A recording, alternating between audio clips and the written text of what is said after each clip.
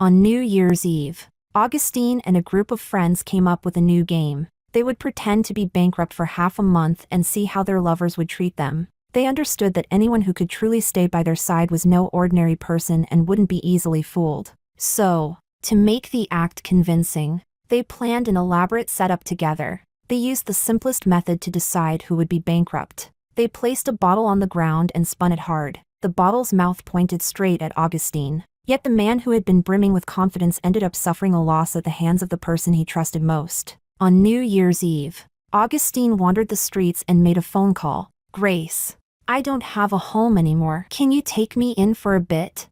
Chapter 1. When I received the call, the last dish of the New Year's Eve dinner had just been placed on the table. Although there were only Anna and me in the small house, this year's New Year's Eve meal was still lavish. Anna was holding my phone, fiddling with something I didn't know. But just as I was about to call her to eat, she ran excitedly toward me. "Mom, Dad says he has no money and wants to eat. Can we let him come over?"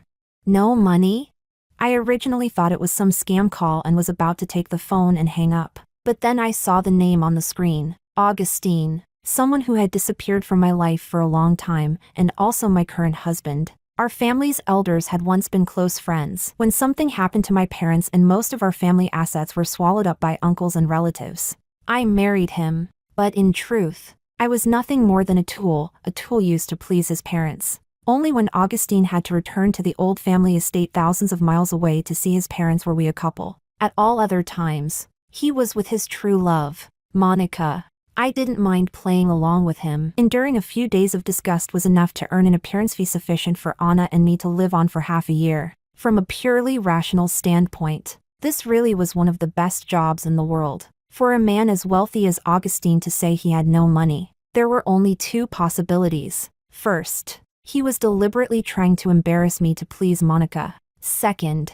he had gone bankrupt. Given what I knew about him, I firmly believed it was the first option. I didn't want him to come, especially on such an important day. But just as I was about to refuse, I lowered my head and met Anna's eyes. She wanted to see her father. She was too young to understand the so-called love and hatred between adults. All she knew was that the last time she had seen her father had been a fleeting encounter at a family banquet half a year ago. Unlike me, Anna liked her father very much. Her memories of him were still frozen in those joyful moments at the amusement park, in the dazzling beauty of summer night fireworks. The person on the phone didn't speak, remaining silent the entire time. A prank. Then, even if I had to endure some embarrassment, at least there would be money to send Anna to a better school. "You can come over. We're at Rose Garden right now. When you arrive, just go straight up to the 3rd floor." It seemed that a sudden screech of heartbreaking came from the other end of the phone line, and Augustine's confusion felt as though it had passed through the screen and arrived right in front of me. He mentioned a place name I had only ever heard of, a high-end residential complex nearly half a city away from where I was. I let out a self-mocking smile. How could someone like me deserve to live in a place like that? "I won't wait for you. If you want to eat, walk faster yourself." Chapter 2. Augustine knocked on my door in the final seconds of the countdown. Even though he had changed into cheap clothes that crackled with static electricity whenever he lifted an arm, it still couldn't hide that nauseating arrogance that came from being in a position of power for far too long. The moment he stepped inside, he instinctively frowned. "How can you let Anna live in a place like this?" Still that same overbearing, high and mighty tone. When I left that home back then, I had nothing to my name, nothing but a daughter who couldn't live without me. To keep the two of us alive, I humbled myself and searched for countless jobs. At the beginning, I could only do part-time work, saving bit by bit. In those days, I cried every night with Anna on my back. I couldn't understand it then. Grace, who had grown up surrounded by luxury until the age of 25. Why on her 26th birthday did she have to lower her head and beg others for a job that paid only 100 yuan for an entire night of exhausting work? Later, relying on what little I had accumulated before marrying Augustine, I wrote manuscript after manuscript, almost like a headless fly, writing endlessly, being rejected endlessly, and continuing endlessly. Eventually, our life improved a little. And only then did I have the ability to bring Anna to live in this house, one that Augustine saw as both shabby and small. And throughout all that time, Augustine never even spared me a single ounce of charity. I bent down and tied a red scarf around Anna's neck, coaxing her into the bedroom to sleep. Just as I was about to lose my temper, her little head popped out again. Daddy has to spend the new year with Anna tomorrow too. After finally getting Anna to fall asleep, the smile on my face instantly vanished. I tossed the chipped bowls and chopsticks in front of Augustine. On the table were leftovers that had already gone cold. A place like this? Young Master Cruz. This is already the best life I can give Anna. Unlike some people who usually walk around with their noses in the air. But when they fall on hard times, they can't even afford a proper meal. Hearing the sharp edge in my words, Augustine Cruz instinctively wanted to retort. But the next second, he seemed to remember his current status, that he was nothing more than a bankrupt drifter. No longer the once glorious President Cruz. Awkwardly, he picked up the bowls and chopsticks in front of him and ate the dishes in silence with a bowl of warm rice. Halfway through the meal, he finally spoke. That's not what I meant just now. I just don't understand why you'd leave the apartment at Platinum Diamond Heights empty and insist on living in such an old, tiny place. I lifted my head and studied the man in front of me. His expression didn't seem fake. An apartment? What apartment? If there really had been a place to live, Anna and I wouldn't have been kicked out of the Cruz family that night and forced to knock on the shelter's door at midnight just to keep from freezing to death. We stayed at the shelter for several days, and only after I sold the last 2 pieces of jewelry my parents had left me, the ones I had hidden away, did I finally have the courage to leave that place. Augustine's brows knitted tightly together, as if he couldn't quite understand what I was saying. Didn't you say you wanted to leave back then? And when you left, I had Monica transfer $50 million to your card for living expenses. I also told her to put the Platinum apartment under your name. Hearing that, I flatly denied it. Augustine, don't think you can go around biting people like a mad dog just because you've run out of money. If you can investigate it, then go ahead and investigate. If you find that I took any of what you mentioned, may I die a horrible death. Augustine stared at me in silence. I said nothing more. Only when the fireworks exploded outside the window did it feel, faintly,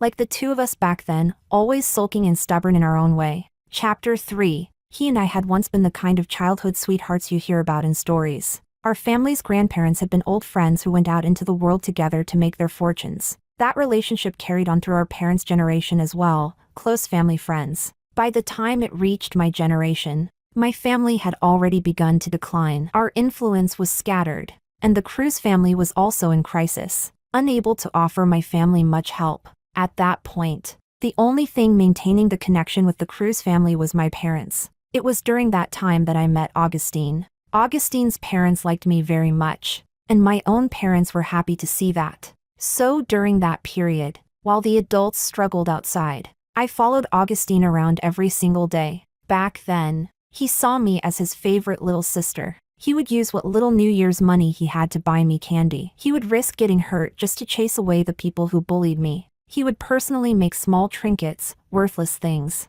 really, cutting his hands full of wounds in the process. Until the day my parents died in an accident. When I was facing those uncles who were like hyenas circling for flesh, he stood in front of me and said I was his wife, and that bullying me was an insult to the Cruz family. At that moment, I thought he must have loved me. Later, when his parents arrived, he stubbornly held my hand and stood before his uncle and aunt, silently expressing his feelings. And so, that day, a hairpin was placed in my hair. It was an heirloom of the Cruz family. It had originally been worn by his mother, until that moment when she personally removed it and let her son place it in my hair. From that day on, I officially moved into the Cruz household as Augustine's fiancé. With them protecting us, no one dared to gossip. So Augustine and I went to the same university. On graduation day, on the sports field, under everyone's gaze, that Augustine who loved me proposed to me. Those years truly felt like a boundless, beautiful dream, one you could sink into, believing you would be happy for the rest of your life. I don't know whether Augustine had other motives back then. All I know is that to the me of that time, no matter what Augustine Cruz asked of me, I would give it to him, even the 15% of Cruz Group shares that the Cruz couple gave me when I came of age. On the night before the wedding, I went to find him and said to him, Augustine, after today I'll be your bride. The Cruz shares are useless in my hands, but I know they're extremely valuable to you. After we get married, Let's transfer all of them to your name. At that time, I didn't realize that my single-minded consideration for him had disrupted the Cruz couple's plans. They had originally intended for me to hold the shares while Augustine worked his way up from the bottom, both to establish his authority and to maintain our position within the Cruz group. After I transferred the shares to Augustine, the Cruz couple quickly discovered it. They came to me and told me they would use other methods to restrain Augustine, but I persuaded them otherwise. I believed in the feelings Augustine and I had built over so many years. I refused to believe that he married me not out of love, but merely for his brilliant future. I had to admit, Augustine was a capable man. After obtaining those shares, he surged forward without resistance and successfully seized control of the Cruz group. This happened 10 years earlier than the Cruz couple had expected. Young, accomplished, and full of ambition, 10 years was more than enough time to usher in countless turbulent seasons. Large numbers of people who wanted something for nothing began to approach him. His love for me could block them once or twice, but it couldn't block them hundreds, thousands of times. Chapter 4. On the day Anna was born, I found out that he had cheated on me with a junior employee from the marketing department. Her name was Monica. She was a year older than me, a senior from our school,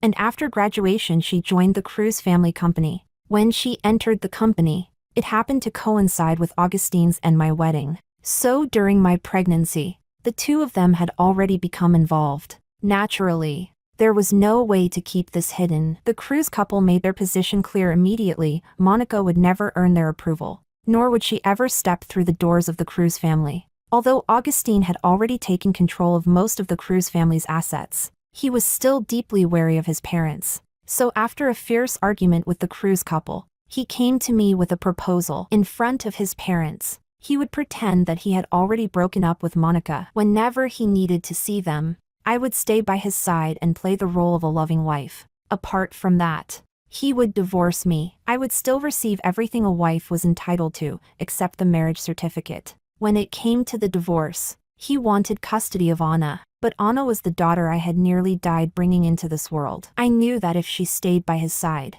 a man who was blind in his heart like him might one day listen to Monica's words and mistreat my child. So that day, right in front of him, I slit my wrist and threatened him. Anna's custody had to remain with me. Divorce was possible, but Anna's custody was the one and only condition under which he could divorce me. At first, Augustine didn't believe I would really take things that far. But when I cut my wrist again, panic finally set in. He knew that if I died over this matter, Monica would not only be forever barred from the Cruz family, she herself might even be quietly dealt with by the enraged Cruz couple. In the Cruz family, there was no such thing as ordinary familial affection. Their relationship had already soured the moment I handed my shares over to Augustine, changing from family members into adversaries scheming against one another. And that change was entirely born of my own foolishness. I didn't want my involvement to cause the Cruz couple, in their old age, to sever ties with their only son. I agreed to his proposal, but in exchange, every time I accompanied him to appear in front of the Cruz couple, he had to pay me an appearance fee, $50,000 per time, and whether I showed up or not would depend entirely on my mood. That amount meant nothing to him financially. His anger came from the humiliation. As a high and mighty CEO, when had he ever had to lower himself and beg someone like this? Besides, even though he tried his best to avoid returning to the Cruz family's old residence, I still had to appear in front of his parents at least once a year, which meant that every year, he would have to come and humble himself before me. When Augustine heard my conditions, his expression shifted again and again, until only fury remained. Grace, what do you mean by this? After all these years, have you never had even a shred of feelings for me? Fine, if that's how it is. I won't give you a single cent. I'll wait for the day you come begging me. I laughed at him. Feelings? Why don't you ask yourself, if there were feelings, how did Monica come to exist? Don't tell me someone tied you up and Monica forced herself on you, and you helplessly fell in love with her. Say that kind of story to the old dog back home, even he wouldn't believe it. Augustine's face twitched a few times, but he didn't say a word. He simply stood up and walked out of the room. As he left, he slammed the door shut, and he meant what he said. After I left the Cruz family, I didn't see a single cent of so-called divorce compensation for 4 whole years. From that day on, I left the Cruz family. In those 4 years, I only saw him 4 times. He didn't know where we lived. Every time we met, it was only after I took Anna to a shopping mall and had him send someone to pick us up. Although there really was an income of 50,000 a year, it wasn't exactly destitute living, but Anna was still young,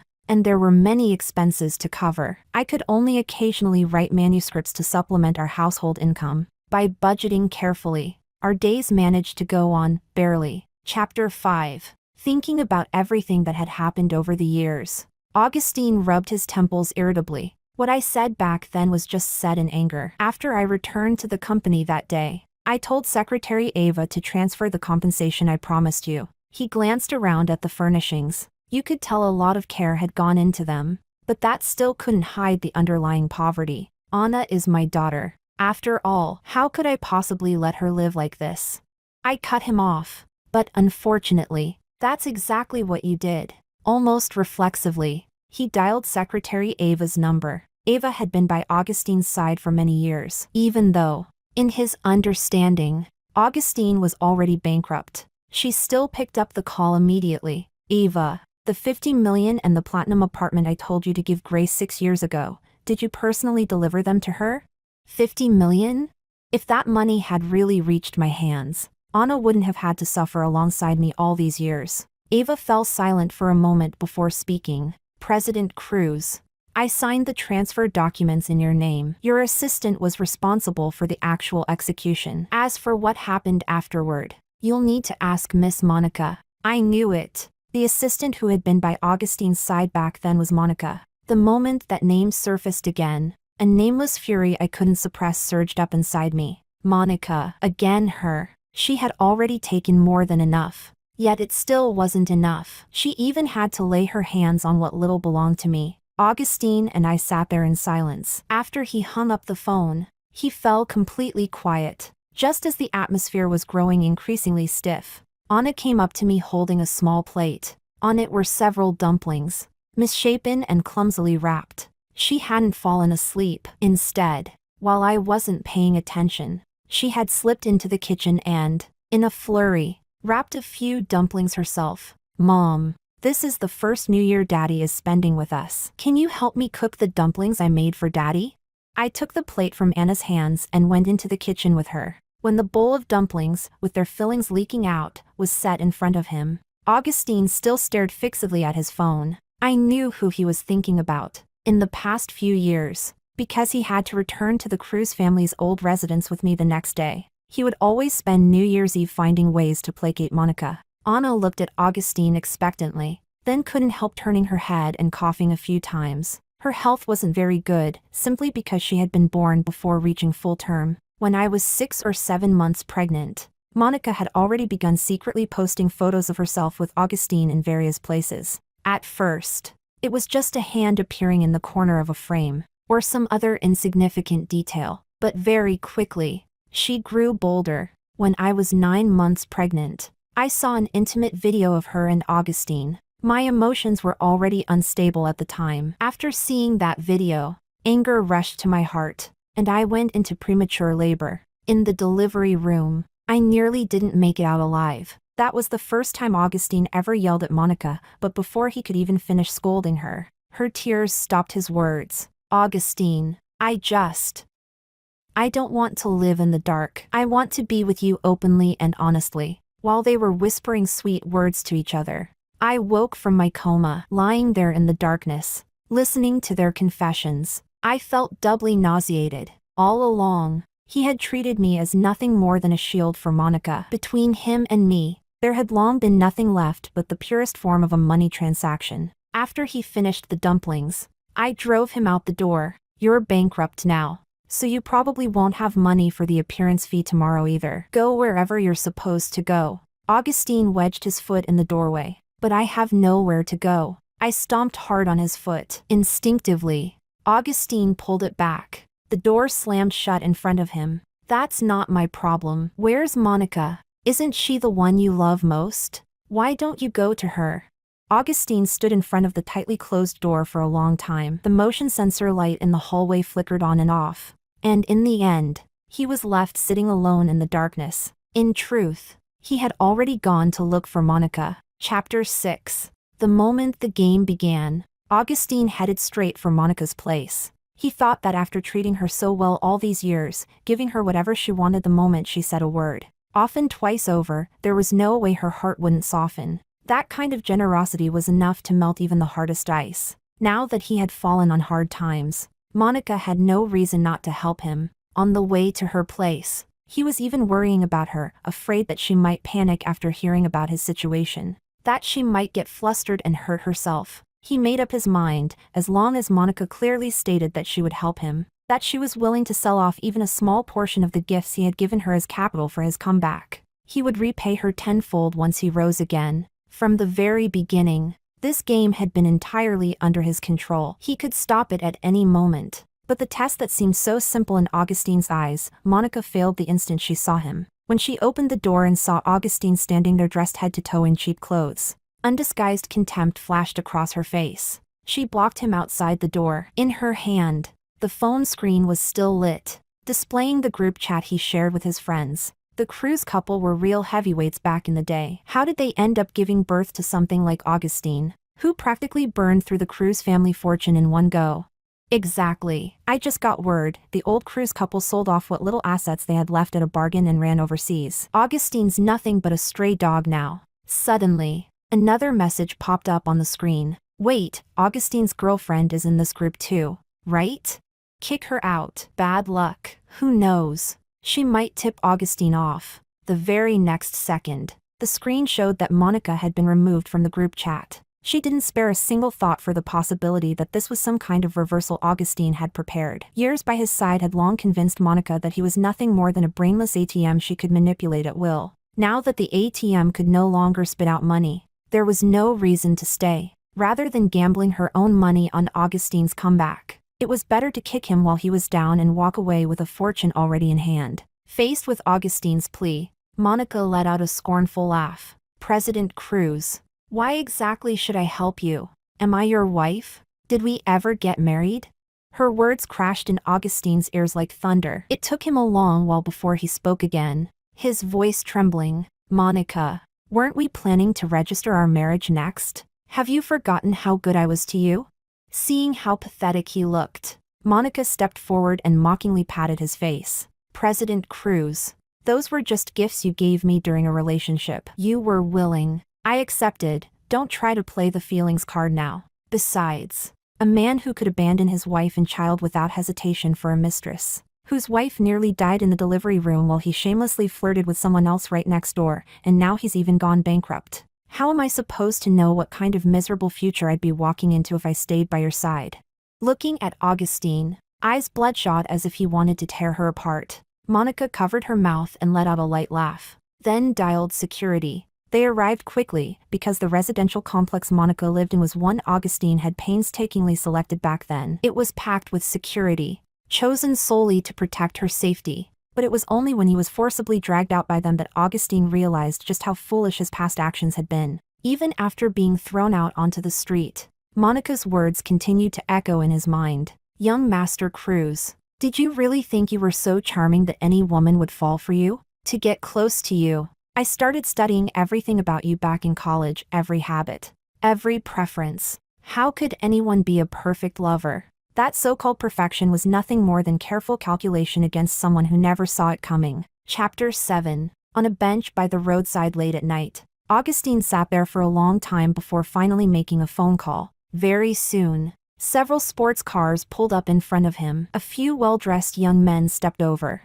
laughing and chatting. So, Brother Augustine, it's not that easy for a sister-in-law to pass this kind of test. What are you planning to give her this time? We'll definitely help you prepare it. They were smiling, but when they saw Augustine's expression, they quickly fell silent. After exchanging a few looks, one of them hesitated before speaking. Brother Augustine, did it not go well? If there's anything you need help with, just say the word, we'll do our best. Augustine turned his head and looked at the somewhat old building behind him. Let's go back first. The game is over. Chapter 8. Firecrackers echoed throughout the night during the holiday. In this city, aside from Anna, I had no relatives, so there was no need for me to get up early. I simply let Anna wake up naturally, eat breakfast, and only then planned to take her downstairs for a walk. Anna had a slight issue with her nose, but the air outside was now filled with the smell of sulfur. It was actually a good time to take her out for a stroll. When I opened the door, it felt as though something heavy was leaning against it. The moment the door opened, it started to fall inward. By the time I realized what it was, a hand had already braced the door. Anna pulled it open, revealing Augustine outside, still groggy with sleep. Beside him were piles of large and small bags. I instantly understood his intention, but before I could say anything, Anna had already rushed out and stood next to Augustine. "Daddy, are you here to spend the new year with me? Can we go take pictures today? I want a family photo. My classmates all say I'm a kid without a dad. I want to take a picture and tell them that I do have a dad, and that my dad is tall and handsome."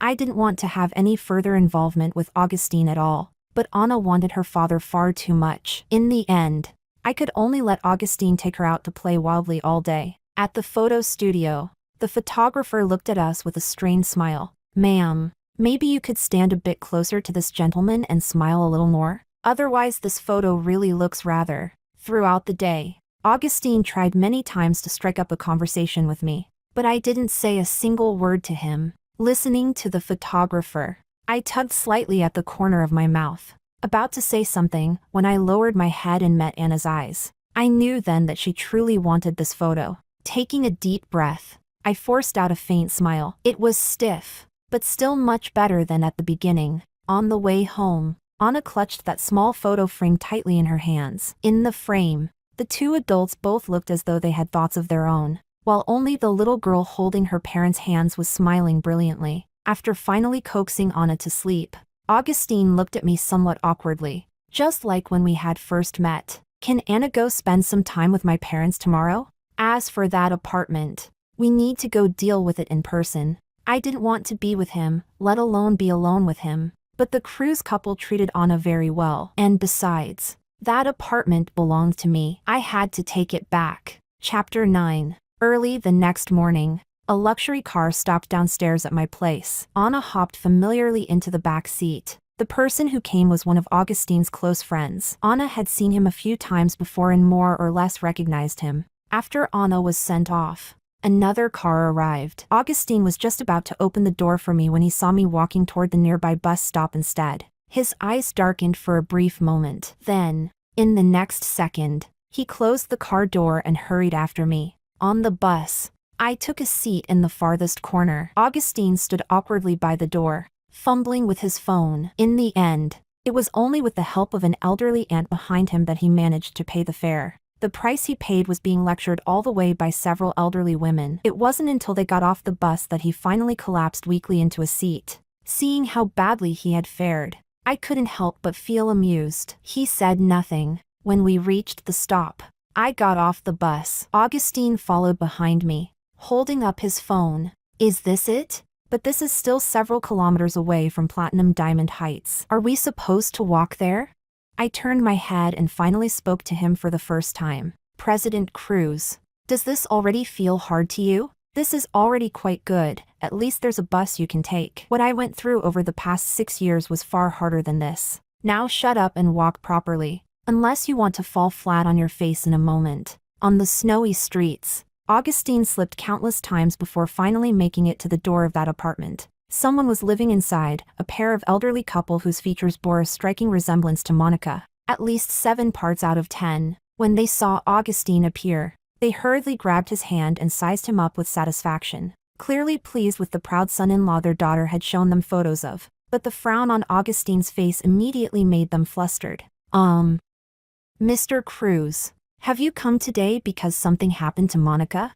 After a brief exchange, the elderly couple looked at each other. I didn't listen to the details of their conversation. Instead, I quietly examined the apartment that Augustine claimed belonged to me. From every angle, it could be considered top tier, located in a bustling area yet carrying a sense of serenity. Even the seams in the walls finished flawlessly. Many parts of the place were empty. Aside from the master bedroom, there was not a trace of daily life. It was obvious that although Monica had stolen this place to house her parents in their old age, she herself might never have set foot here. Whether that counted as filial or unfilial, I couldn't say. As I looked at this exceedingly valuable apartment, the painful memories of the past few years surged over me like a tide. When I had just left the Cruz family, I wandered the streets with Anna, penniless. My days at the shelter were the most desperate period of my life. On the second day at the shelter, I entrusted Anna to the staff there and went out alone. I borrowed a bit of money,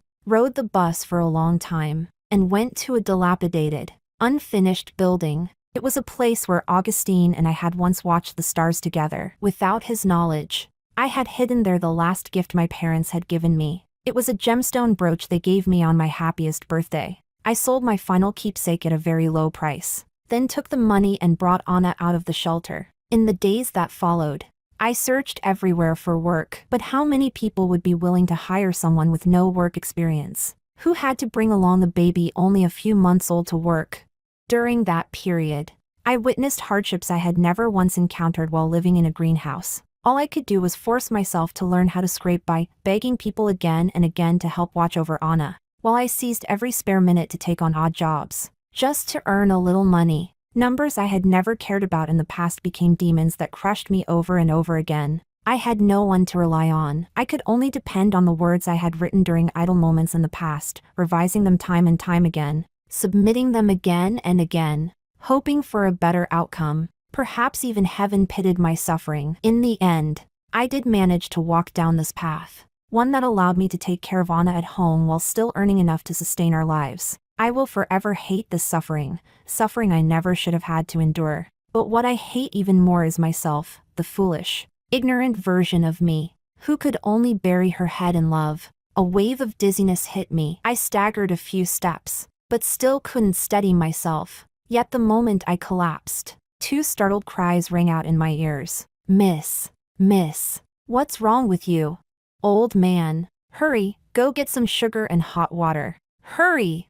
When I woke up, the elderly couple and Augustine were sitting by my side. A red booklet lay beside me. Seeing that I had regained consciousness, the elderly couple exchanged a look. In the end, they sighed and pushed the booklet toward me. Miss, President Cruz has already explained everything to us. When Monica let us move in here, she said this was a gift from President Cruz. When we saw that the property certificate had our names on it, we didn't doubt it. We never imagined it would cause you so much suffering. This house should be returned to you. The two of us have lived upright, honest lives. There's no reason for us to be 1 foot in the grave and still take advantage of something like this. As he spoke, Monica's father took out his phone and tried to dial a number. But no matter how many times he tried, it wouldn't connect. He could only sigh and give up. But just as Monica's father was about to say something more, the sound of a door opening came from outside. Monica hadn't even appeared yet when her voice reached our ears first.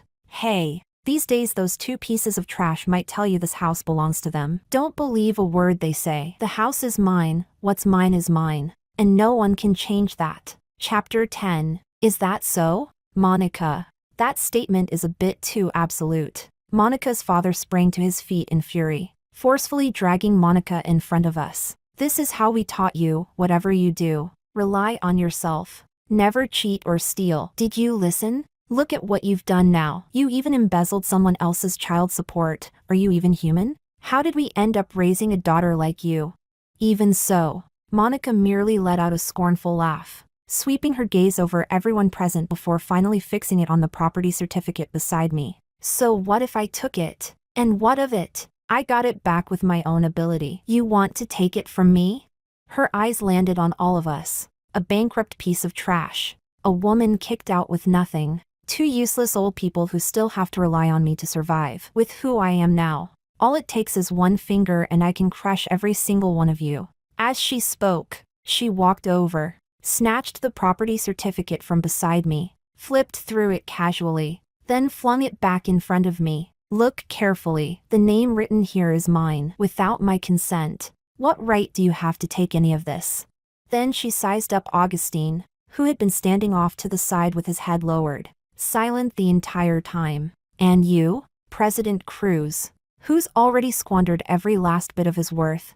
Augustine lifted his head to meet her gaze, his tone flat and calm. Monica, so this is who you really are. So all these years, what I gave up was a mountain of treasure, and what I fell in love with was nothing but ashes. Check your messages. This game should be over. A notification sound chimed on her phone. Monica discovered she had been added back into the group chat, the same one that had kicked her out not long ago. Monica, you really are a born actress. But this time, you lost far too completely. Looks like the things we prepared for Brother Augustine will have to be sold off cheap. After all, once they're tainted, we don't even want to touch them. As for those so-called things that belong to you, we have plenty of time to come and reclaim them one by one. And one last thing, we had people thoroughly investigate everything you handled since the day you joined the cruise group. You should know best what you did. The rest, you can slowly recall in prison. Monica's face drained of all color. She grabbed her bag and tried to leave.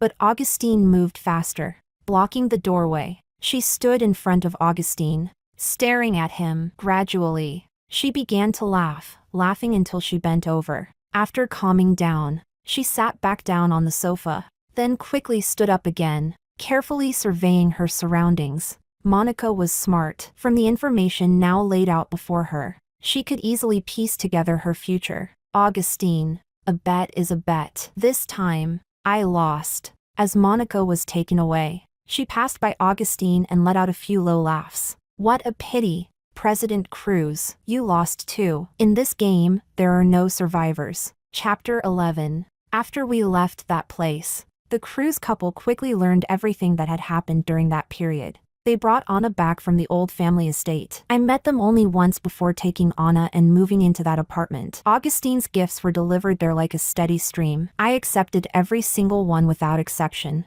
He came once, seemingly wanting to say something, but the moment he saw me, not a single word came out. On Anna's birthday, the Cruz couple arrived with Augustine. Grace, we know there's no possibility for the two of you in this lifetime, but Anna is still your daughter. She deserves everything better. This is the share transfer agreement for the Cruz group. What's written here includes the shares we originally gave you, as well as 70% of what Augustine holds. Once this is signed, all of these shares will belong to Anna. As for what he originally promised you, we've added a bit more and placed it into a foundation. You and Anna will receive a monthly allowance from it. As for everything else, let Anna choose whatever she likes. I went through the documents carefully, line by line, before signing my name. Augustine looked at me, but said nothing. He knew that even if he spoke, it would only make the atmosphere uncomfortable and serve no other purpose. As they were leaving,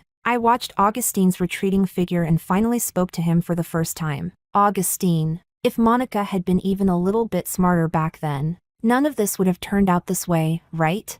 He stood there without speaking. After a long while, he turned back, then quickly turned away again, wiping the corner of his eye with his sleeve. Yes, Monica was right about one thing after all. This game had no survivors. Chapter 12. After returning to the old family estate, Augustine sat alone in his room for a long time, then stood up and paced back and forth again and again. In the end, his footsteps stopped in front of a room that had not been opened for many years. It was Grace's room from back then. He pushed the door open. Everything seemed unchanged, as if all the furnishings had been frozen in time, stuck at the moment when Grace loved him the most. He sat down at the desk. After a long while, he reached to the very bottom shelf of the bookcase beside him and took out a diary. He knew it. Grace's diary had always been kept there. This secret, Grace had told only him. When he opened it, there were many photographs inside. Most of them were of him. They were from that period of time when they were together,